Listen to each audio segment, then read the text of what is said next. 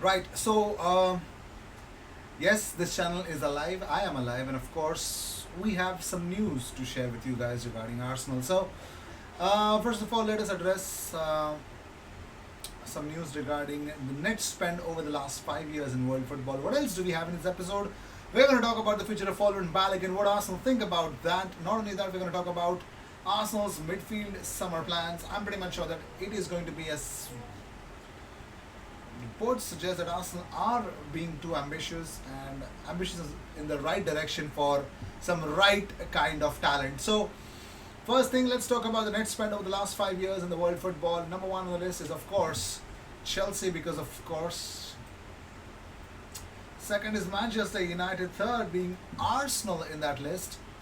And there's Tottenham Hotspur, West Ham United, Newcastle, Aston Villa. Where the hell is Manchester City? In the last 5 years, they haven't spent much, whatever. I think the best part about Manchester City would be this is net spend, so the profits that they made in terms of selling the proper players, I think Manchester City has balanced the books. That's why they're not on this list. But anyways, let's just talk about something else. Now, following Balogun, now Charles Watts suggests that he's been a very interesting player and is a revelation this season. But here's a major update regarding from, for Fabrizio Romano. He says that Arsenal never thought of Balogun back in January. Some Italian clubs wanted Balogun in July, and also two Premier League clubs and Borussia Mönchengladbach. But France was the best option. Arsenal will decide his future in May or June, not now. So for now, Foreign Balogun is in Arsenal's plans. In the comments, I want to know, does Foreign Balogun belong at Arsenal? If he does, what will be his role? Let me know in the comments what you guys think about. Should Arsenal keep or sell Foreign Balogun? If sell, how much money would you take for Foreign Balogun? How much worth is he according to you? In the comments, let me know. JJ Okosha says, I trust Arsenal to become champions, but for that, they have to do well in both games against Manchester City. That's true, actually, but okay. Whatever. By the way, William Saliba has won possession in the defensive third at least 11 more times than any other player in the Premier League this season. 91 times. That is a crazy bit of stat to go with. But let's talk about the one, the only Declan Rice. Oh, crap. Okay. So Declan Rice is here, ladies and gentlemen. And as per Jim White of TalkSport, he says that Declan Rice could cost £120 million plus add-ons in order to secure his services. Won't be cheap at all, but hey, has anyone asked Declan Rice whether he wants to come to Arsenal? Well, Chris Wheatley has posted on his YouTube channel. Maybe he says that Declan Rice is keen on joining Arsenal. Yes, Declan Rice is ready to join Arsenal, and 120 million sweet plus add-ons, a sweet British million pounds is what it would take for Declan Rice to come to Arsenal. Would you want Declan Rice, or would you want Arsenal to go back for Moises Caicedo? Let me know in the comments what you guys think about that. Let me know what you guys think about that. But before talking about Sergei Milinkovic-Savic, let's talk about Marco Asensio. Agents of Marco Asensio were due in London to talk to Arsenal about the player. Contract expires in summer, and Arteta is a huge fan of the player, says Tom Hopkinson. But hey, Real Madrid has offered him a new contract which offers him 4.8 million euros per year in salary, which he wants 6 million euros, so they're stalling on the current contract situation. Not easy. Not at all easy.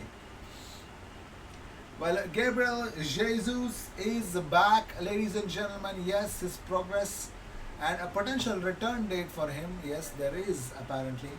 So Gabriel Jesus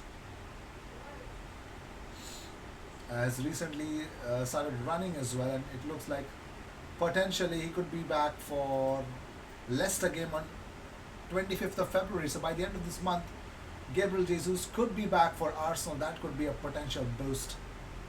I would have a very big boost. But talking about boosts, well, let's talk about Sergei Milinkovic-Savic. Arsenal are favourites to sign him this summer, according to Corriere dello Sport. So So far, so good. And talking about Kieran Trippier, well, he's got some claim that he wants to talk about Declan Rice. He says that Declan's unbelievable. Um, I don't know if you watched the game the other day when Newcastle played West Ham. Just his intelligence, the way he breaks up play, how he travels, just his intelligence.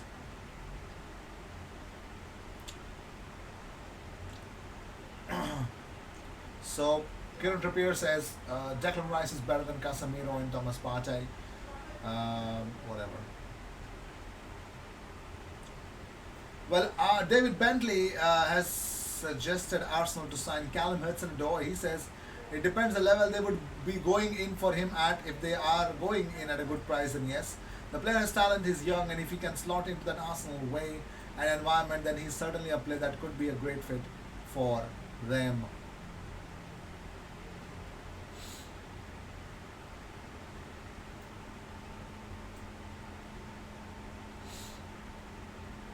Interesting. Spoke about Balogun's plans, but let's talk about Mark Noble talking about Declan Rice. So Mark Noble says that Deck will always be hailed as at West Ham as a fantastic player and such a top person. But I don't think anyone begrudges him wanting to go and win things. We just hope he'll keep performing like he has been over the last month or so. Wherever Declan ends up, or how much, or however much someone pays for him, whether it's here or anywhere else, he's worth every penny. Also, Arsenal look for a striker, and it looks like Ozim and Vlahovic are available for Arsenal to sign.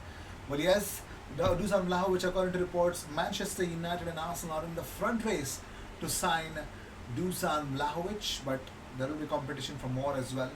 Napoli president Aurelio De Laurentiis, a big bad guy, he says that Victor Osimhen is not for sale. Speaking to German newspaper Bild, he says Osimhen is not for sale. Our players are in demand, but I don't have to sell anyone. We do not have any debts. So boom, if well, they don't have debts, so nobody gives an F.